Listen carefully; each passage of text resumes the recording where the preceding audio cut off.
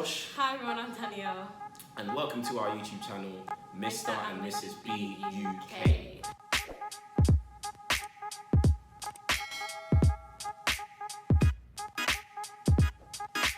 So we decided to start this YouTube channel. I have my own channel personally, and we've done videos together, Q&As and how we met. But we just decided that, you know what, we can do a YouTube channel where it has all our content all in one place. Should we tell them a bit about us? Yeah, ladies first. If you want to go first. Okay, cool. So I'm Danielle. So I'm an educator, a public speaker, and a founder of a youth movement called Transcend. I am in my mid-20s. We recently got married in September. Come on. Yes. So we recently got married last September. So guys, I'm Josh. I am 25 years old, be 26 soon. I'm married to this wonderful woman here. We got married in September, like she said. I am interested in data, music, and finance. That is literally my three main passions. And I'm also a very, very happy husband. Today's topic is going to be about deal breakers before marriage. So we're going to be talking about all the deal breakers that we probably had in our radar about each other before we said that we were going to get married. So get your snacks, get your tea, get your drinks, and let's get into it. But before we go into that, I think it would only be right for us to tell you a bit about our journey. So I will start. We met What are you talking like you're reading a script? We met in 2015. Yeah. And we've been together for 5 years, 5 wonderful years.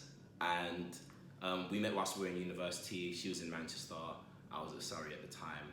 And those of you who are familiar with the Big Clash, you will know Danielle was on the Big Clash. Whoop, whoop. Won it as well.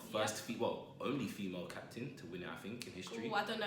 There might have been another female maybe, captain but she did it big. I was the first female captain. Yeah, first female. Yeah, let's put it like that. But yeah, so met her there. She looked nice. Obviously, sent to the DMs respectfully. Got speaking and whatnot, and then we got together, and here we are now, 5 years later. Yeah. So since being together, we have had long distance and short distance relationships. At one point, I was in Manchester and he was all the way down in Surrey. And another point, I was in Bradford and he was in London. And then now we are together in the south of England. So yeah, finally we are together. So we've literally been through quite a lot in this last 5 years. And so a lot of our friends and our family and know all about our journey, and so yeah, we just wanted to share it with you guys.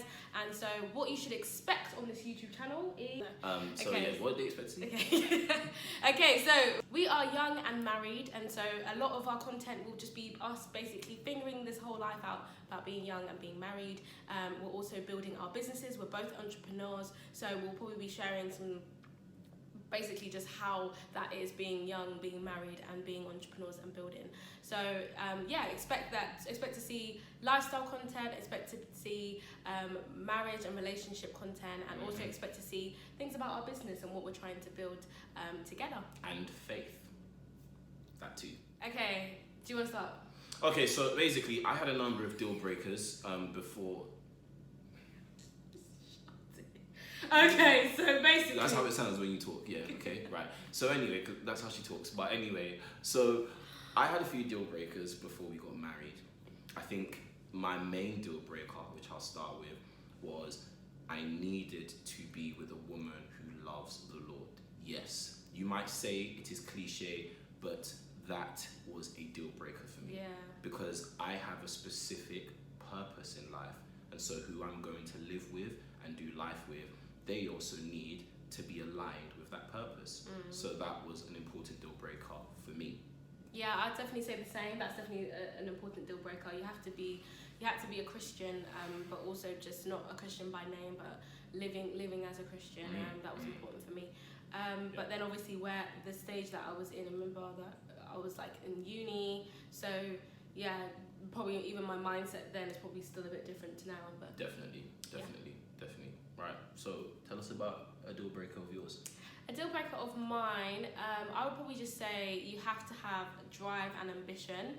Like for me, it wasn't really necessarily about you know, my man having a car or my man having like so much money. It was just more about I needed to see potential, and then I need to also see behavior that kind of is in line with that potential. So it's not just, oh yeah, I can see greatness, but you actually have drive within you that's actually seeking to be better, you know, planning ahead, you know, aiming for something, having a goal, having a purpose in life, and not just kind of, you know, living on the whim and not really knowing what you're trying to do or where you're trying to go, or having that kind of ambitious life. For me, I was very secure in kind of what I want to do. I know that what I'm going to do is a lot, and so I need to be with someone who is also going to be, you know, doing a lot and can be with someone who is doing a lot. So essentially, yeah. So I think for me, it was, you know, just a guy who's on job, knows what he's doing, you know, and has that drive, even though necessarily he might not have it all right now, but I need to be able to see that, and I think I definitely saw that. So okay. You know. Another one of my deal breakers was on finances.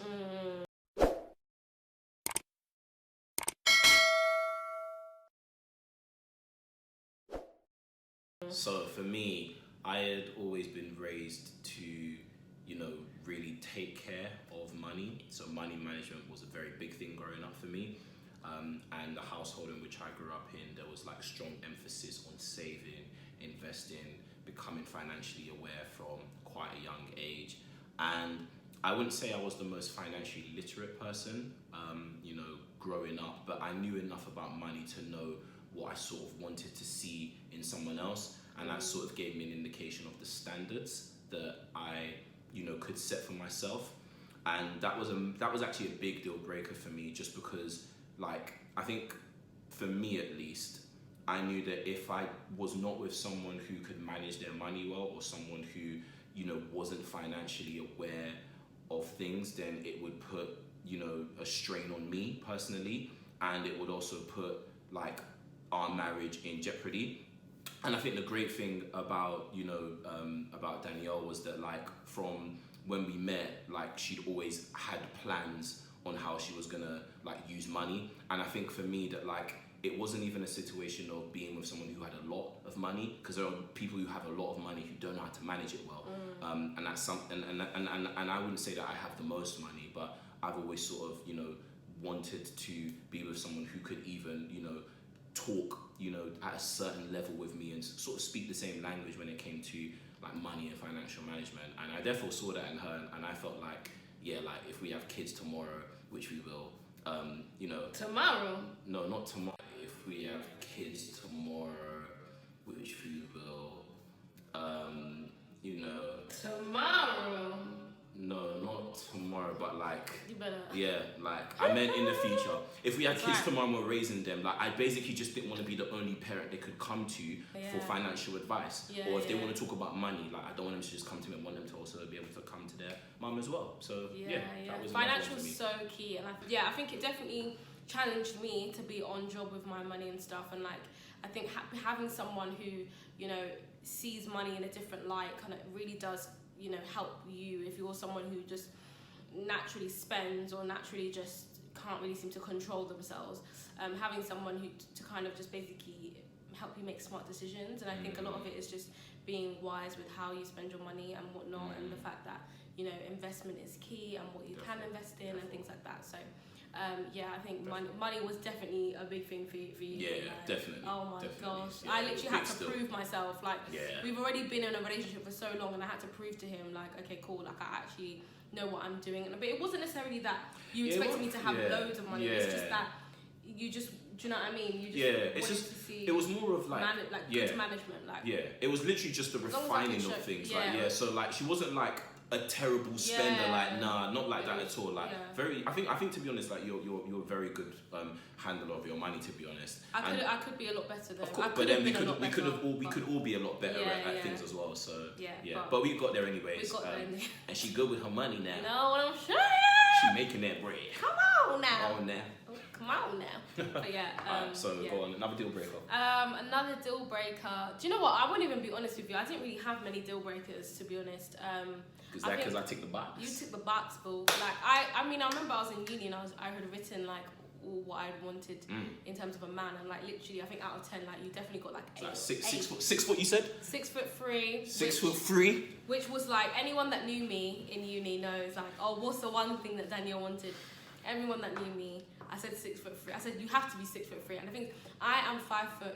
I think Yeah, I'm 5'3", and I remember like people telling me, like, I remember my friends, my friends, you know yourselves. They were like, oh yeah, let's see if she really marries someone who suits. So yeah, I was just like, listen, 6'3", he's gotta be 6'3", okay?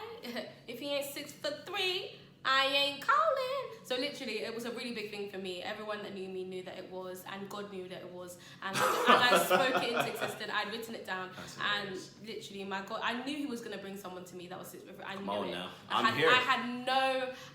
just knew it. It manifested. I said it, and it happened. And yeah, so literally, this is what we have now, and we thank God. So, but yeah, so I didn't have many expectations. I think for me, the reason why I didn't have many deal breakers is just because like I knew what I wanted, but I suppose I knew what I didn't want anyway. I knew what I didn't want, and I think a lot of it does come down to faith and how you just see the world. Like if you are driven, if you're ambitious, if you are a godly man, like sure, then you can lead this home. You can lead me. Do you know what I mean? Because it's like I think for me it's a matter of, you know, one day we're gonna have children, and it's like I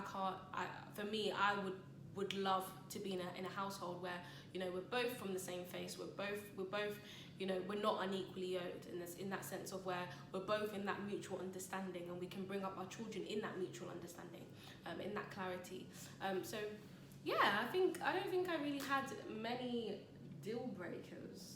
I mean, I'll because I don't know, but I could be wrong, but I've heard that like there are certain guys or certain men who marry taller women because like they want their kids to play basketball, and the chances of their kids being tall if they marry taller women is much higher. So for me, it was like, I can't lie, I'm quite musical, and if I marry a musical wife, I'd always thought, well, my dad was a choir leader, and my mum was in the choir with my dad, so I just always thought, I'm gonna do the same. I even thought I was gonna meet my wife at choir.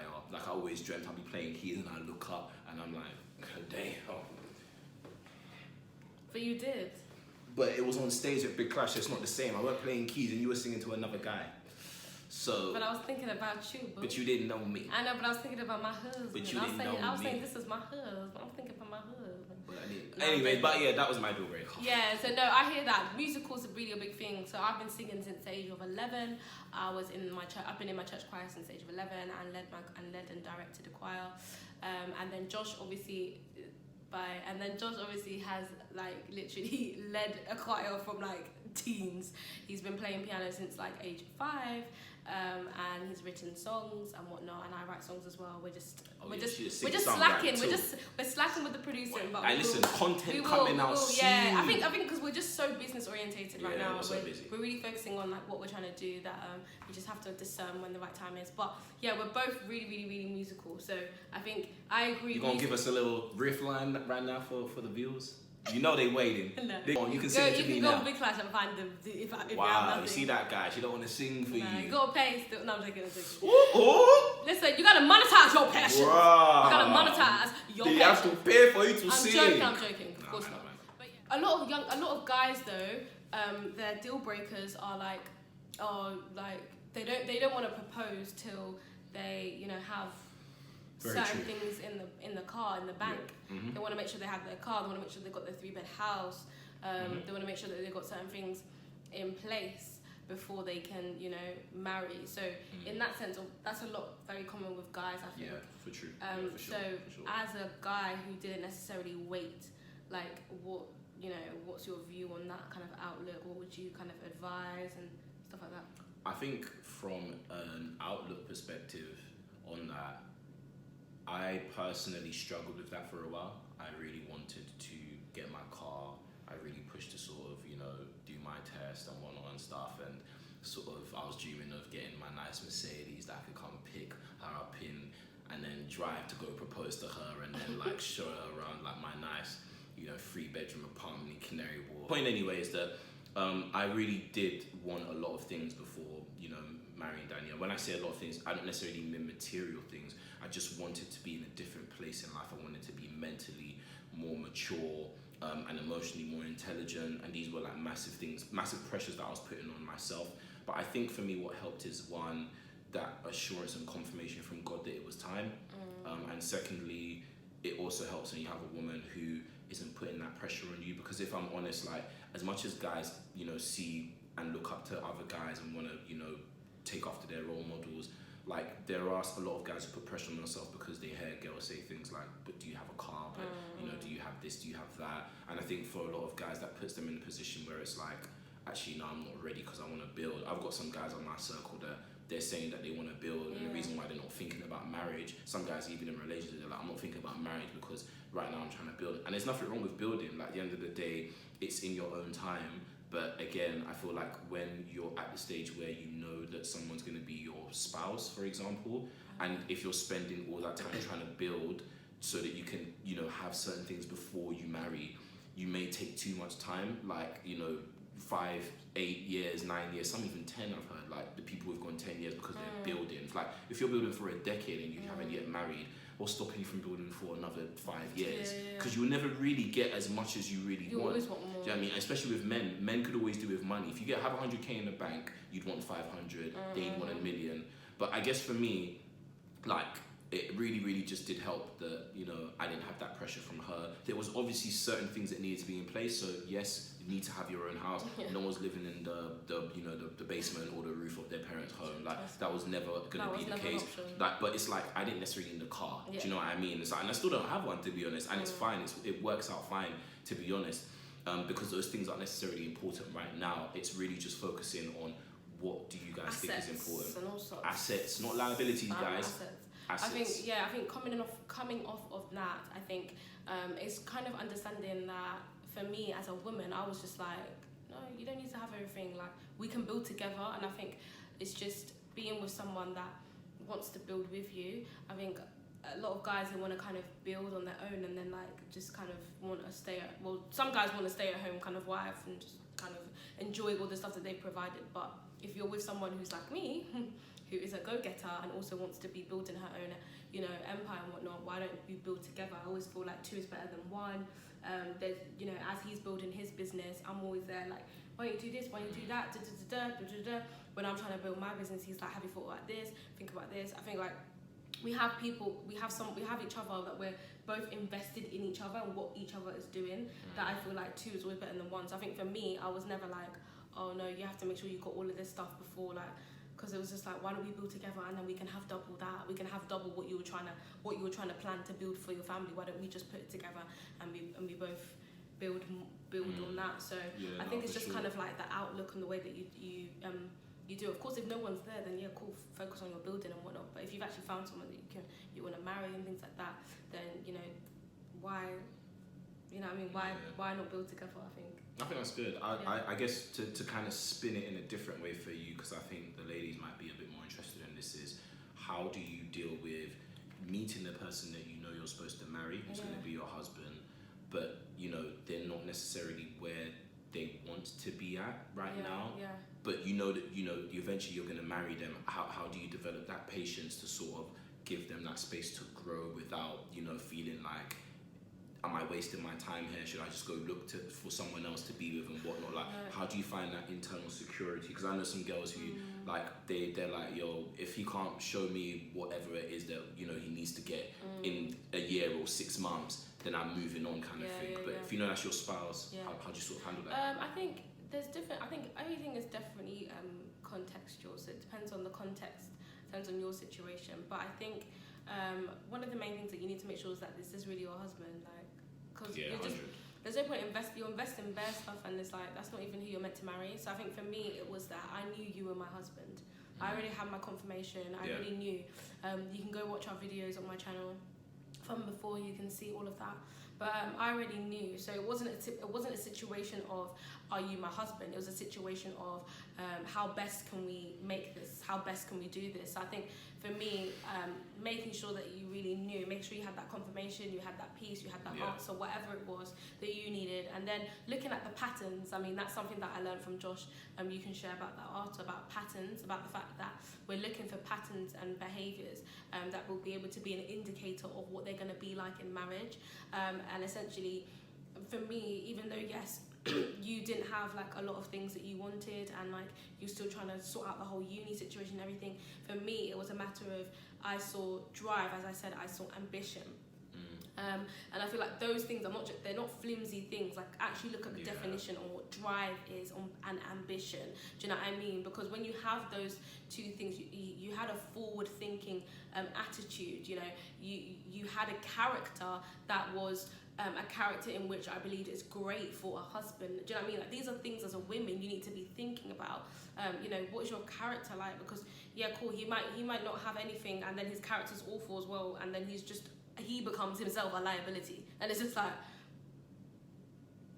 do you know what I mean? Like, you need a cut, and vice versa. Do you know what I mean? So I'm just saying, speaking from the lady's point of view, is that you 100%. Need to really find out, is this really your husband first, and then, you know, don't waste your time. And then if it really is your husband, it's now patience, and now practice being patient. And for me, if I know that I'm meant to do something, I'll do whatever is required. So for me, I knew I was going to marry you. I knew that you were my husband. I knew that you were serious about marrying me.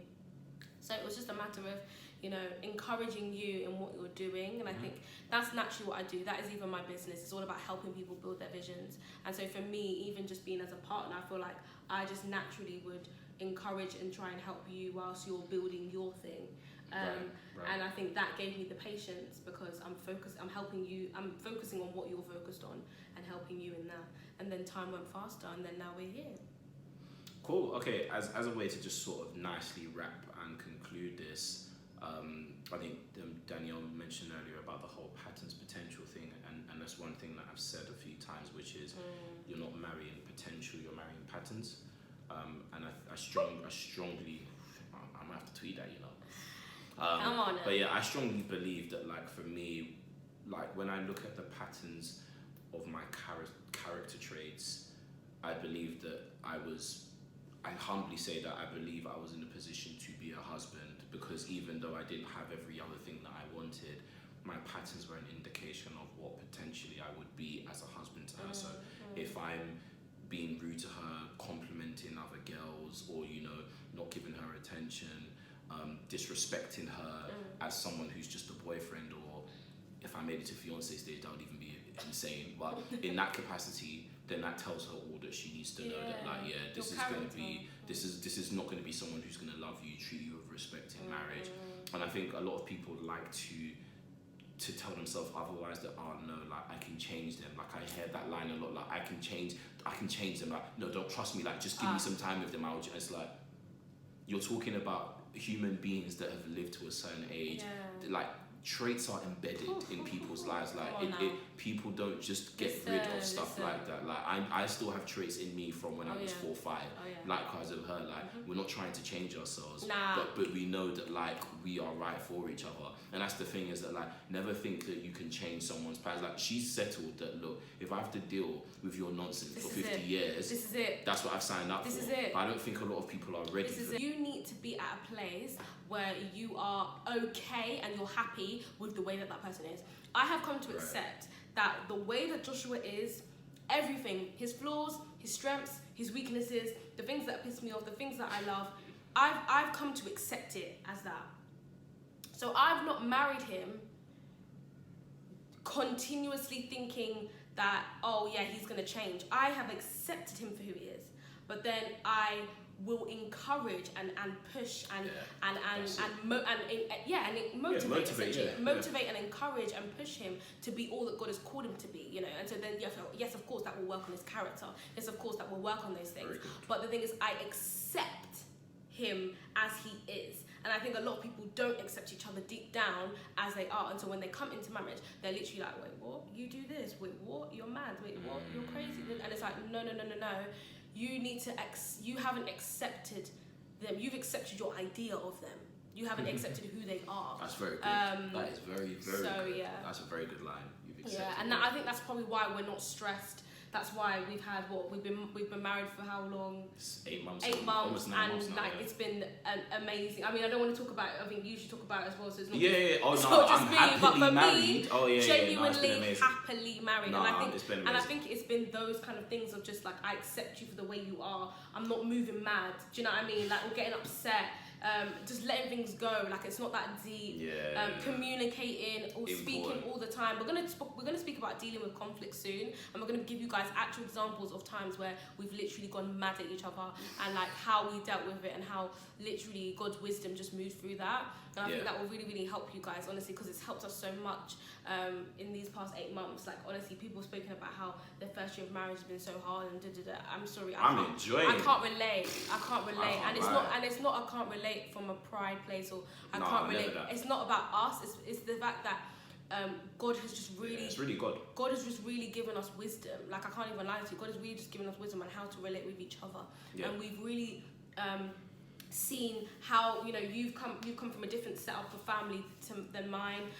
So he's seen divorce right there. He's been in it. I haven't seen that, and so you've been able to learn even from that. You've been able to actually see, you know, why did things go wrong, or how can things, and ensure that, you know, that doesn't come in this domain. So yeah, I think it's also quite beautiful when two people are coming together from such different backgrounds, because you can really bring things that you've learned and see what works within your parameters. Nice. Well, guys, thank you so much for staying till the end and watching our video.